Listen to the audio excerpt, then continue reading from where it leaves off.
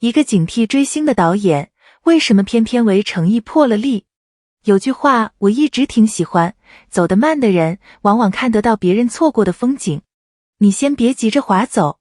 今天这期我真的不想聊那些热热闹闹明天就忘的东西。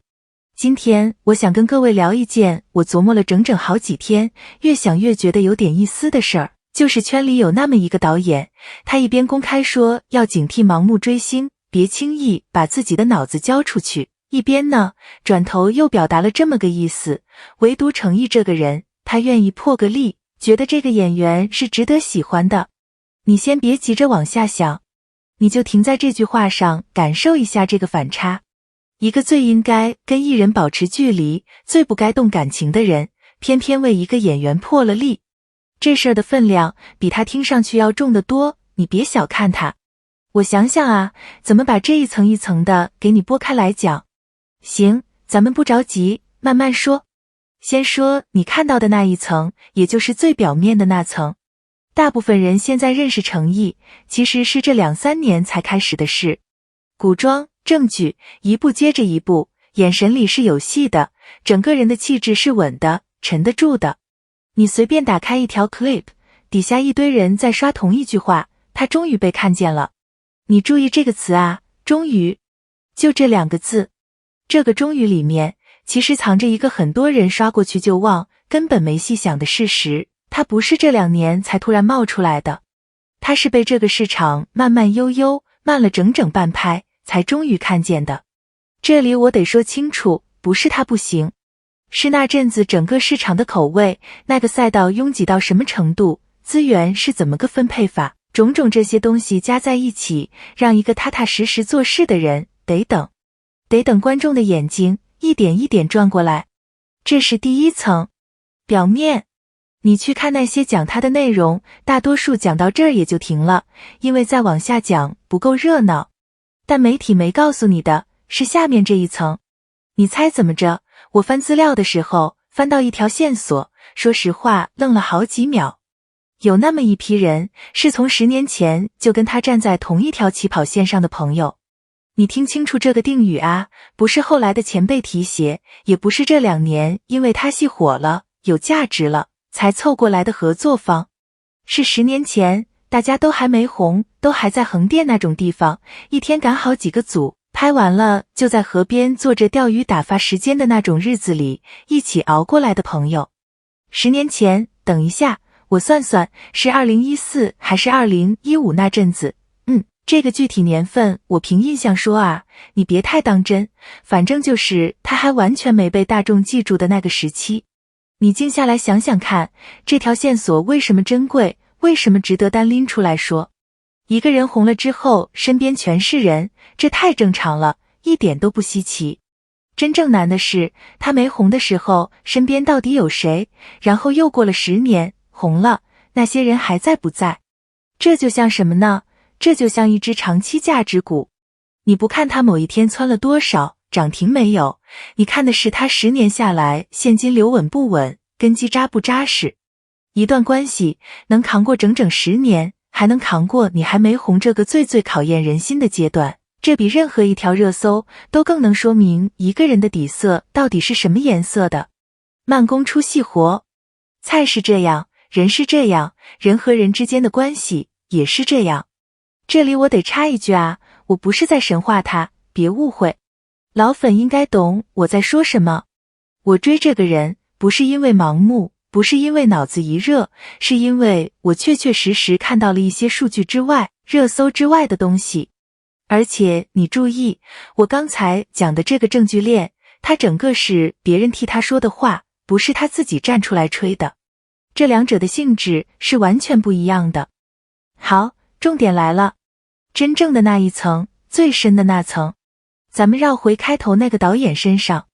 一个公开警惕追星的圈内人，你记住这个身份啊，这种人本来是最不会轻易给任何艺人背书的，因为他太清楚了，话一旦出口，那就是他自己的责任，自己的信誉在担着。可就是这么一个人，他偏偏为诚意破了例。这意味着什么？翻译成人话就是一个在专业上在立场上都本该保持冷静保持距离的人，最后是用他自己的信誉替这个演员担了保。而且你别以为这是孤立，你把这些年零零散散东一句西一句的评价全都拼起来看，合作过的前辈，同一个组待过的同行，那种不带滤镜随口就说出来的评价啊，对了，我得先给你补一个背景，不然你根本听不懂这句话到底有多重。咱们这个行业这些年是个什么氛围？说白了，是一个特别热衷于挖的氛围。放大镜天天架在那儿，谁身上稍微有一点点事儿，立刻就被扒得底朝天，连脚底板都给你翻过来看。就是在这么一个环境里头，一个人能让这么多曾经共过事的人在私底下不带任何目的地说他好，你品，你细细地品，这种同行不加滤镜的证词，它的含金量跟粉丝的彩虹屁是完全不在一个量级上的。行，拉回来，我刚才又扯到行业氛围上去了。我真正想说的是这么个意思，粉丝夸一个人那是感情，感情这东西不能当证据，同行夸一个人那是判断，是行家的判断，而一个本来警惕追星的人愿意为他破例，那是一种带着专业信誉带着风险去下的判断。你看这3层的分量是一层一层往上叠的，而这最深的一层媒体是不会主动讲给你听的。为什么？因为它不够爆，上不了热搜，换不来流量，可它偏偏就是最接近真相的那一层。那么问题来了，绕了这么大一圈，这一切最后到底指向什么？它意味着什么？我跟你说实话，我做这期之前压根没往这个方向想，是做着我突然一下意识到，所有这些线索，10年的朋友，破例的导演，同行私下的口碑，他们其实全都指向同一个东西，一种韧劲。英文里有个词叫 grit， 说的就是那种在长期看不到任何回报的时候，人还能稳得住，不焦虑，不摆烂的那种能力。你闭上眼睛去想那个低谷期，一个演员明明有能力，有想法，有审美，可市场就是还没轮到他。那种日子里最磨人的地方，其实根本不是穷，是看不到头这4个字。你眼睁睁看着旁边的人一个接一个起来了，起飞了，而你还在原地，还在等。